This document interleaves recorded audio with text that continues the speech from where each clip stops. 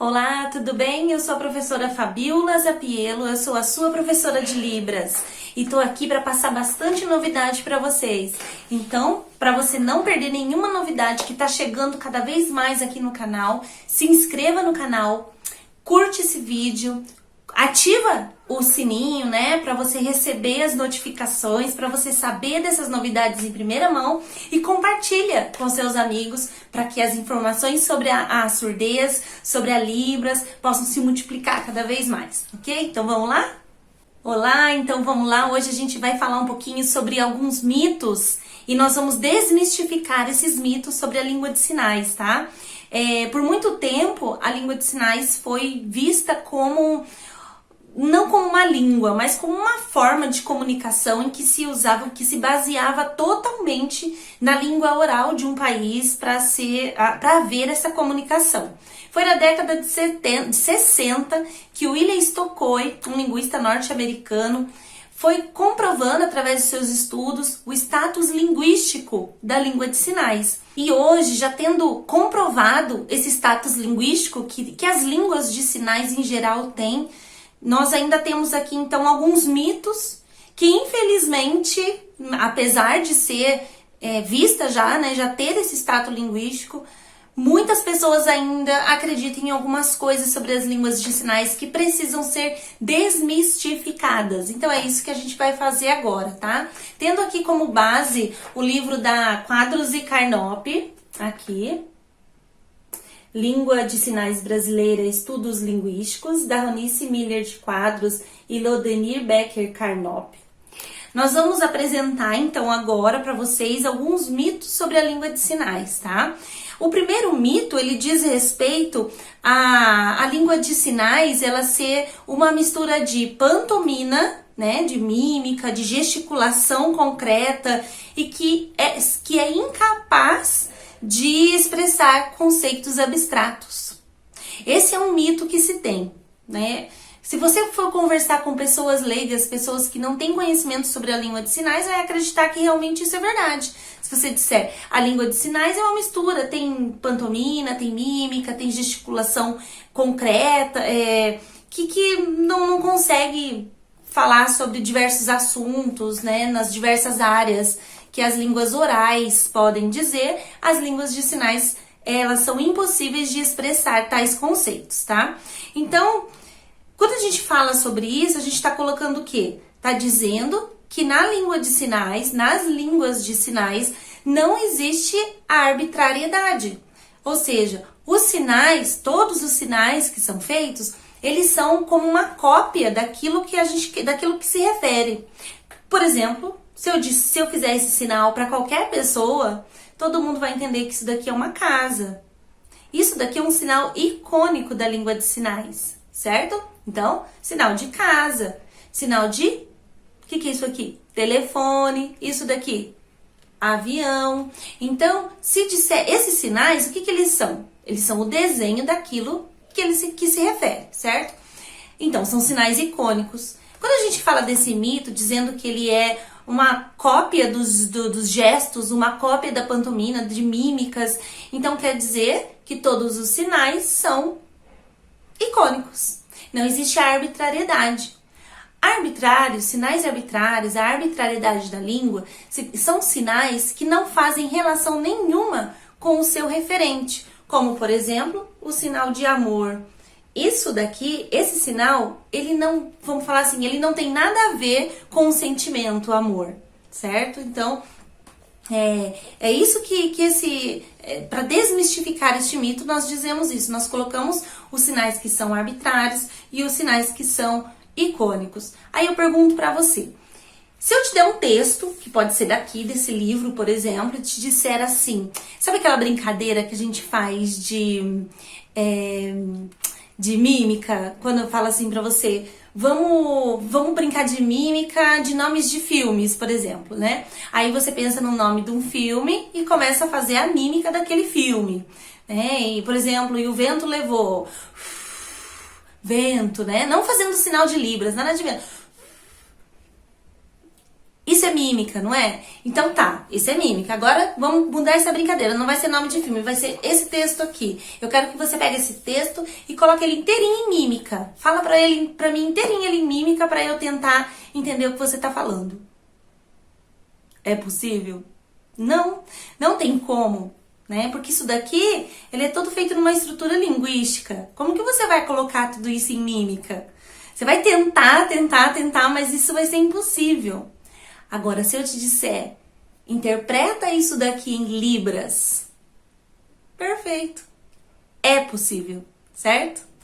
É possível. Por quê? Porque a libras é uma língua. Então, a gente pode fazer toda essa interpretação. Podemos, então, discutir sobre qualquer assunto usando a língua de sinais. Nós podemos falar de economia, nós podemos falar de política, nós podemos falar da área da educação, da área da medicina, da advocacia, entendeu? Então, nós podemos falar sobre diversos assuntos, sobre assuntos infinitos por meio da língua de sinais. A gente não pode falar isso por meio da língua oral? Então, nós podemos também por meio das línguas de sinais. Ah, mas professora, tem aqueles sinais que são bem icônicos, que eu acho que pode ser o mesmo em outros países também, né? Porque nós sabemos que a língua de sinais não é universal. Tá, vou te dar um exemplo que pode ser que isso não aconteça. A língua de sinais, na língua de sinais brasileira, como nós fazemos o não? Existem várias formas de negação. E isso nós vamos tratar num outro momento. Mas uma das formas de dizer não é isso aqui, ó. Não. É esse dedinho aqui. Como nós fazemos na gestualidade também das línguas orais. Não. Certo. E na ASL, que é a língua de sinais americana, como será? O que é isso daqui? Será que isso daqui também significa não lá? Isso daqui significa onde. Esse sinal representa a palavra onde, certo? Então aqui na Libras, na língua de sinais brasileira, não. Na língua de sinais americana, onde. Viu só então que a gestualidade, esses gestos, né, que nós usamos no dia a dia das línguas orais, eles podem sim ser incorporados nas línguas de sinais, mas nem sempre esse mesmo gesto que nós incorporamos, por exemplo, aqui no nosso país, vai ser o mesmo que outros países incorporaram na sua língua de sinais lá daquele determinado país. E a gente viu agora, então, o exemplo do não e do onde, ok? Então, vamos esquecer isso. Não é uma mistura de pantomima. É claro que dentro das línguas de sinais existe um estudo sobre gestualidade. Da mesma forma que existe estudo sobre gestualidade das línguas orais, tá? Mas esses sinais, o item lexical dentro das línguas de sinais, não são gestos, são sinais. Da mesma forma que nós temos palavras nas línguas orais, nós temos os sinais nas línguas de sinais, ok? Então vamos lá, vamos partir agora para o segundo mito. O segundo mito fala que existe uma única e universal língua de sinais usada por todas as pessoas surdas do mundo todo. Tá aí outro mito que a gente já desmistificou em alguns momentos, mas é importante a gente continuar falando sobre isso e divulgar cada vez mais, né? Isso é um mito, isso parte do senso comum e ele tá atrelado também a esse mito anterior, porque já que ele é feito de gestos, né? O mito diz isso, né? Já que ele é a língua de sinais é feita de gestos, de uma gesticulação concreta, né? Então quer dizer o quê? Que o mundo inteiro, quer dizer, né? O mundo inteiro pode usar os mesmos gestos para determinar algumas palavras, para determinar alguns objetos, para determinar sentimentos, para determinar os referentes que quer falar, certo? Mas isso não tá certo. Não é assim que acontece, certo? Há estudos comprovam que se um surdo estrangeiro vier aqui para o Brasil e não tiver conhecimento da língua de sinais aqui brasileira, um surdo de qualquer lugar do mundo, se ele vier para cá, ele vai ter muita dificuldade de comunicação. Da mesma forma que quando nós, ouvintes, formos para um país que nós não temos conhecimento da língua, nós teremos muita dificuldade de comunicação, tá bom? Então, se vier um surdo estrangeiro, terá bastante dificuldade de comunicação aqui, Por quê? Porque a língua de sinais utilizada aqui é uma língua de sinais diferente do seu país. Então, as línguas de sinais não são as mesmas. A língua de sinais não é universal. Cada país tem a sua língua de sinais, certo? Vamos para o terceiro mito? O terceiro mito, então, é que haveria uma falha na organização gramatical da língua de sinais, que seria derivada das línguas de sinais, sendo um pidgin sem estrutura própria, subordinado e inferior às línguas orais. As línguas de sinais não são inferiores às línguas orais. Ela não é subordinada às línguas orais. Ela não é dependente da língua oral. Um exemplo clássico, perfeito para falar sobre isso e desmistificar de vez é o seguinte. Vamos pensar assim. Qual é a língua oral que nós falamos aqui no Brasil? A língua portuguesa. Qual é a língua oral que é falada lá em Portugal? A língua portuguesa. Com as suas variações, mas é a mesma língua, né? Podemos nos comunicar tranquilamente? Por causa das variações, sotaques, aí a gente tem um pouquinho de dificuldade. Mas a língua é a mesma, né? Tá. Qual é a língua de sinais falada aqui no Brasil? Língua de sinais brasileira. Qual é a língua de sinais falada lá em Portugal? Língua gestual portuguesa. É outra língua. Não é a mesma língua de sinais. Ai, será, professora? Eu não acredito. Vamos lá, então? Agora eu vou te desmistificar de vez e você vai saber. Olha só, aqui no Brasil, a nossa língua de sinais, ela tem uma origem, né? Ela tem um tronco linguístico. Que nós temos conhecimento, existem dois troncos linguísticos. O tronco linguístico francês, das línguas de sinais, tá? O tronco linguístico francês e o tronco linguístico inglês, ok?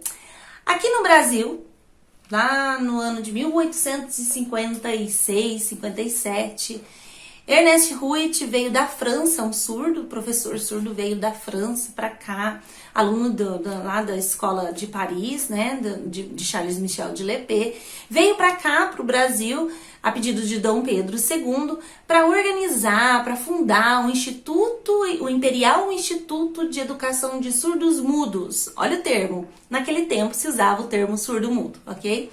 Então eles veio para cá, para organizar, então, esse instituto que hoje é chamado de INES, tá? Instituto Nacional de Educação de Surdos. E fica no Rio de Janeiro ainda, na mesma sede. Então, Ernest Huyt veio para cá e organizou esse instituto, ao mesmo tempo, organizou a língua de sinais brasileira, organizou a Libras. Como? Com a estrutura linguística que ele trouxe da língua de sinais francesa e os sinais, né? A língua de sinais que já era utilizada aqui pela comunidade surda brasileira. Então ele foi organizando a estrutura linguística da língua de sinais brasileira e aí que surgiu a Libras, tá bom? Isso é muito importante. Então a nossa língua de sinais brasileira, ela é de origem francesa. E a língua de sinais lá de Portugal, a portuguesa, ela é de origem inglesa. Veja só. Num país, dois países diferentes, mas que falam a mesma língua oral, têm suas línguas de sinais com troncos linguísticos diferentes. Aqui a gente já para com essa conversa, já termina, né? Esse mito, calma, que ainda tem mais dois pra gente conversar.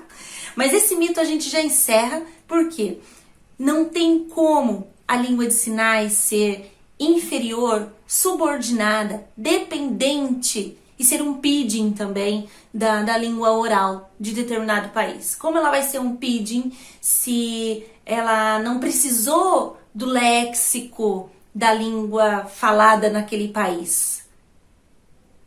Ela não precisou. Ela tem o seu próprio léxico. Ela tem a sua própria estrutura linguística. Então ela não precisa da língua oral do país. Mas ainda assim, falei que já ia encerrar, não vou encerrar esse mito, né? Porque a professora sempre tem mais coisa para falar, não adianta. Mas ainda assim, a gente ainda tem algumas influências da língua oral do país. Uma das influências é um empréstimo linguístico que nós temos chamado de alfabeto manual, a datilologia que a gente conhece, né? Quando a gente escreve pelas letrinhas do alfabeto manual, né? Do alfabeto que a gente empresta da língua oral e escreve pelo alfabeto manual, A, B, C, D, E, né? Algumas palavras. Por exemplo, qual é o seu nome? Eu vou precisar do alfabeto manual. É Fabiola. Olha só, coloquei até o acento. Isso daí é um empréstimo.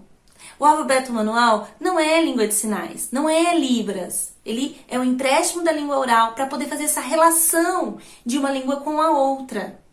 Tá bom? Então aí a gente já vê uma pequena influência quando a gente faz a escrita de alguns sinais. Por exemplo, o sinal nunca. Eu escrevo N-U-N-C-A. Mas a gente já encurtou um pouquinho esse sinal, né? Pelas interferências da linguística, da sociolinguística, do uso da língua, comunidades de fala. Então daí a gente já vai mexendo um pouquinho com a língua, porque a língua não para, né? A língua é viva, ela tá a todo momento se modificando pelo nosso uso. Então, cortou, a gente só ficou com N e o N. Esse aqui é o sinal de nunca. E qual que é a expressão que nós usamos dependendo do contexto? Nunca, nunca, nunca, nunquinha. A gente fala. Nunca, nunquinha, tá? Então, esse daqui é um exemplo. Existem outros exemplos, né? Que nós utilizamos a escrita da palavra para determinar algum sinal. E também, um exemplo também bastante importante, são sinais que levam a primeira letra daquela palavra, tá? Um exemplo, vamos pensar, é o sinal de saudade. É a letra S aqui no peito. Saudade. O meu sinal, vamos colocar em libras, o meu sinal é com a letra F de Fabíola, é aqui. Então isso daqui é uma influência da língua oral do meu país, né? Porque um surdo uma vez uma surda perguntou pra mim uma vez qual que é o seu nome, aí eu escrevi Fabíola e ela pegou a letra F e pensou num sinal pra mim e colocou aqui. Hoje muitos sinais estão se modificando para que pudesse tirar essa letra e não ficar com tanta dependência assim, né? Com essa dependência da língua oral, com essa relação com a língua oral. Então, daí é tirado um sinal, modificado, né, o sinal por conta disso, certo? Então, daí a gente encerra esse assunto desse mito, a gente já desmistificou ele, né, que ele não é dependente da língua oral do país. Um outro mito que nós temos aqui eu acho que ele tá bem ligado com o primeiro mito que a gente falou, né? Que as línguas de sinais derivariam da comunicação gestual espontânea dos ouvintes. Também não, né? A gente já falou bastante sobre isso daí não tem o que desmistificar mais, que a gente já desmistificou bastante. Mas é uma coisa importante que para dizer para vocês é que há muito tempo, quando na Idade Média o surdo não era considerado humano, né? Por influência de Aristóteles, porque ele não falava, certo? Então, ele só poderia receber alguns direitos que as pessoas tinham na Igreja Católica, que era uma forte influência até acima do governo na Idade Média, né? Eles não podiam receber os sacramentos dentro da igreja. Por exemplo, se você não se confessar, se você não confessar os seus pecados por meio da fala, então quer dizer o quê? Que você vai morrer e vai para o inferno, você não vai para o céu, você não vai ter salvação. Essa era a ideia. Por quê? Porque a gente vê, inclusive isso assim, é uma questão de interpretação da Bíblia também, né? Que se a gente vê o que está escrito na Bíblia sobre isso.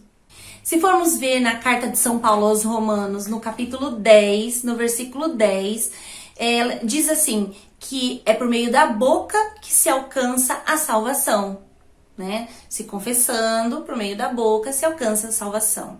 E ainda no capítulo 10, no versículo 17 de Romanos, diz assim, que a fé vem pelo ouvir. Então tá dizendo o quê? Colocando que é por meio da boca, do falar, né? Se eu falo, eu alcanço a salvação, porque eu vou me confessar, eu posso receber os sacramentos, né? Então, e também se eu ouvir toda a palavra que é pregada, toda a mensagem de Deus, então eu também tenho fé, eu posso ter salvação. Essa é uma interpretação, né, que se tinha naquela época por influência de Aristóteles, dizendo que o surdo não pensa, então se o surdo não fala, significa que o surdo não pensa, então o surdo não pode ser considerado um humano, né? Foi influenciando outros pensadores, foi influenciando inclusive a Igreja Católica sobre determinadas deliberações. Então, a partir do momento que o surdo conseguisse falar, ele poderia alcançar a salvação. Ele poderia receber herança, ele poderia se casar, né? Ele poderia se tornar padre, mas primeiro ele deveria aprender a falar, certo?